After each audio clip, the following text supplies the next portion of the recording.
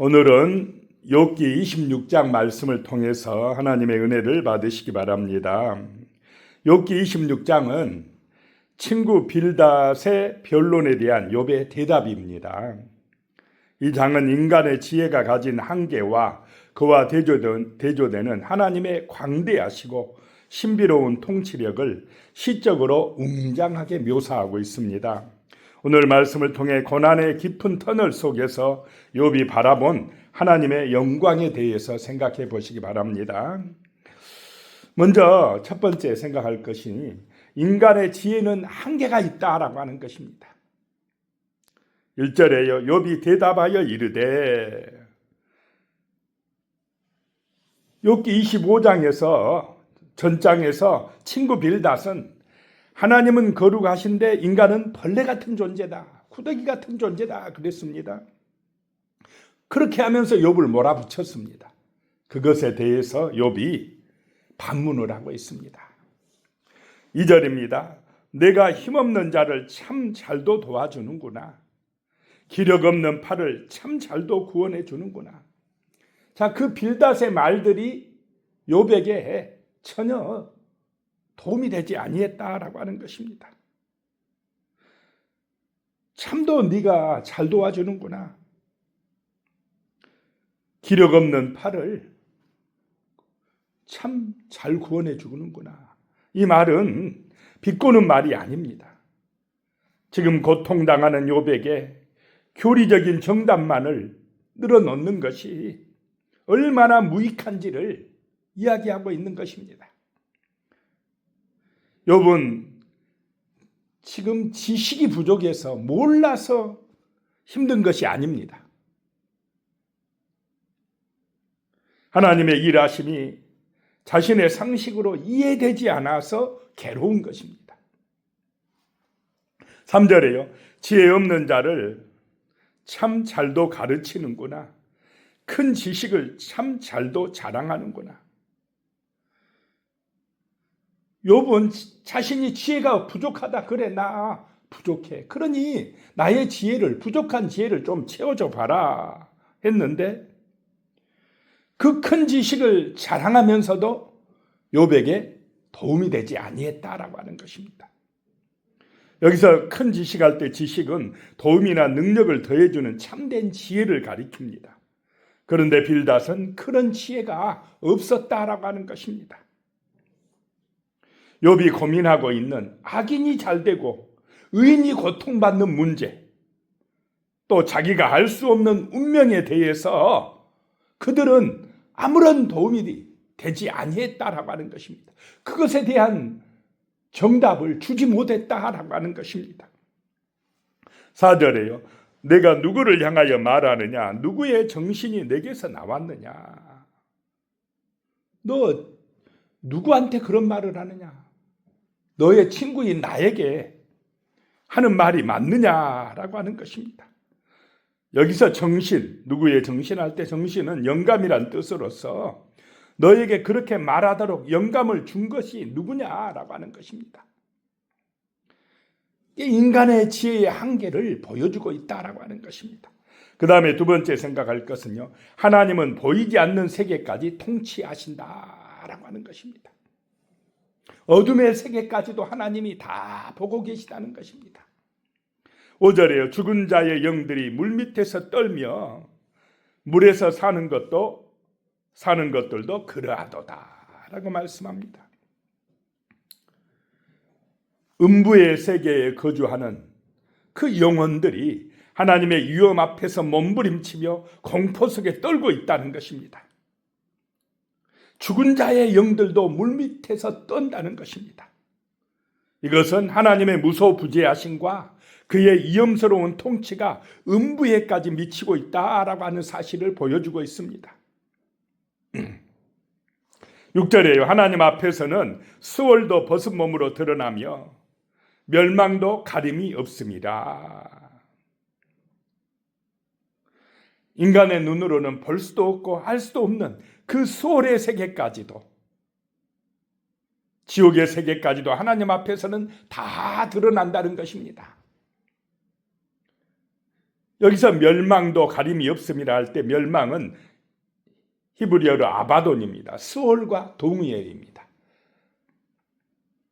욥은 당시 사람들이 가장 두려워하던 이 스올, 죽음의 세계조차도 하나님의 시선 아래에 있다라고 고백을 하고 있습니다. 우리가 인생의 밑바닥, 즉 죽음 같은 절망에 빠져 있을 때조차도 하나님은 역사하고 계시다라고 하는 것입니다. 하나님은 우리가 보지 못하는 이 어둠의 심연까지도 다스리시는 분이다라고 하는 것입니다.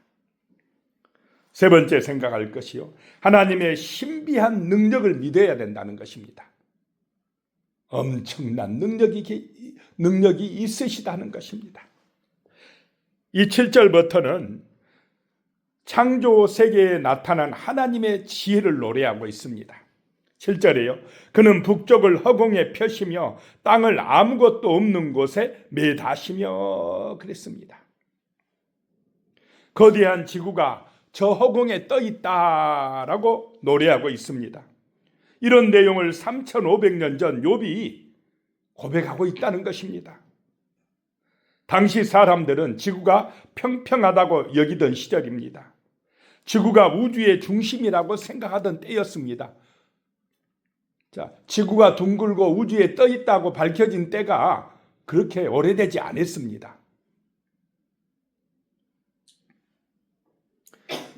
여기서 북쪽을 허공에 펴셨다라고 하는 것은 북반구의 하늘을 가리킵니다. 북극성, 북두칠성 등 중요한 별자리가 있는 저 북쪽 하늘입니다.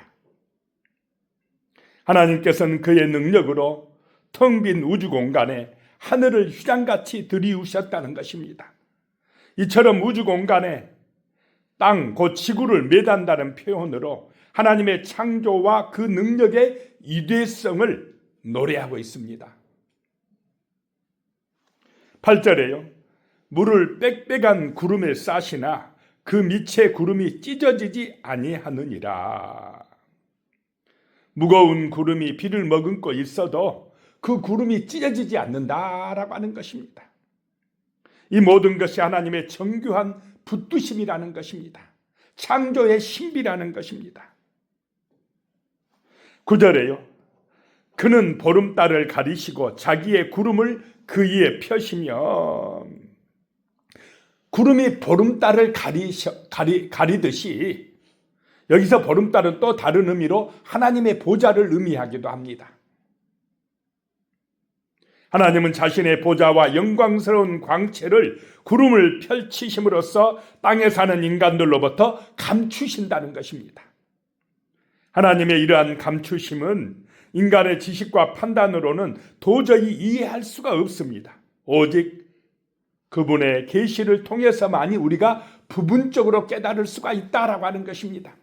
그래서 우리가 감히 하나님 다 안다고 말하는 것은 교만입니다.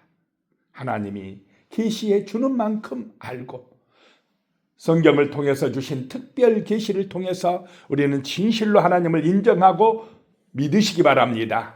그래야 은혜가 임한다라고 하는 것입니다. 10절에요. 수면의 경계를 그으시니 빛과 어둠이 함께 끝나는 곳이니라. 이것은 빛과 어둠이 접촉되는 공간적인 한계를 뜻하는 것입니다. 이 수평선을 경계로 윗부분은 빛이 비치는 세계요, 아랫부분은 흑암의 세계다라고 고대인들은 이해를 했습니다. 그리고 땅이 물로 둘러싸여 있었으며 그 빛이 끝나는 그곳에는 어둠의 영역이다, 이렇게 생각을 했습니다. 하나님의 능력은 신비하다라고 하는 사실을 믿으시기 바랍니다. 그 다음에 네 번째 생각할 것은 그 하나님의 능력은 무한하시다라고 하는 것입니다. 우리가 다 할 수 없다는 것입니다. 11절에요. 그가 꾸짖으신즉 하늘 기둥이 흔들리며 놀라느니라. 옛날 고대인들은 하늘에도 기둥이 있다고 믿었습니다. 하나님의 진노로 인하여 이 진동하는 모습이 지진이나 우리 같은 그런 현상을 볼 때 그렇게 생각을 했습니다. 12절에 그의 능력으로 바다를 잔잔하게 하시며 지혜로 나합을 깨트리시며 라고 노래하고 있습니다. 고대 시대에는 바다는 죽음을 상징했습니다. 인간의 힘으로는 정복할 수 없는 거대한 곳이었습니다. 지금 시대 같으면 크기를 가늠할 수 없는 우주 공간이라고 할 수가 있습니다. 그런데 하나님께서는 그런 바다를 지배하시고 통치하신다는 것입니다. 역시 엄청난 우주도 하나님이 주관하고 계심을 믿으시기 바랍니다. 바다나 우주보다 크신 하나님이시다라고 하는 것입니다. 나합은 여기서 모든 악의 세력을 표상하고 있습니다. 하나님께서 그런 악의 세력을 깨트리신다는 것입니다. 13절에 그의 입김으로 하늘을 막게 하시고 손으로 날렵한 뱀을 무찌르시나니, 여기서 입김은 누하우입니다. 하나님의 숨결, 그 입김으로 하늘을 막게 하신다라고 하는 것입니다. 또 날렵한 뱀을 무찌르신다는 것입니다. 이 땅에 역사하는 악의 세력을 심판하시고 하나님의 나라를 온전히 이루실 분 하나님이신 줄로 믿습니다. 14절입니다. 보라, 이런 것들은 그의 행사의 단편일 뿐이요 우리가 그에게서 들은 것도 속삭이는 소리일 뿐이니 그의 큰 능력의 우레소리를 누가 능히 헤아리랴 라고 하는 것입니다. 이런 모든 것들도, 우리 눈에 보이는 모든 것들도 하나님의 단편일 뿐이다, 하나님이 행하심의 단편일 뿐이다 라고 하는 것입니다. 우리가 경험하는 고난, 이해하는 축복, 우리가 읽는 성경 지식은 광대하신 하나님에 비하면 작은 속삭임에 불과하다라고 하는 것입니다. 우리는 이런 이해되지 않은 상황 속에서도, 또 우리가 이해할 수 없는 그런 세계를 생각하면서도 하나님의 크심을 믿으시기 바랍니다. 나는 몰라도 하나님은 모든 것을 아신다라고 하는 것입니다. 개미가 우리 인간을 다 이해할 수 없듯이 유한한 우리 인간이 무한하신 하나님의 계획을 다 깨달을 수가 없습니다. 그러나 한 가지 확실한 것은 그 광대한 우주를 붙드신 분이 바로 우리의 아버지 하나님이시다라고 하는 것입니다. 기도하겠습니다. 살아계신 하나님 아버지, 하나님의 신비를 깨닫고 믿을 수 있는 은혜를 허락하여 주시옵소서. 우리 인간의 지혜의 한계와 하나님의 그 무한하신 능력을 이해하고 진심으로 하나님을 경외하며 예배하며 하나님의 뜻을 따라 살아갈 수 있는 그런 은혜를 우리에게 허락하여 주시옵소서. 예수님의 이름으로 기도드리오며 이제는 우리 주 예수 그리스도의 은혜와 하나님 아버지의 무한하신 사랑과 성령의 교통하심이 영원히 함께 하시기를 축원하옵나이다. 아멘.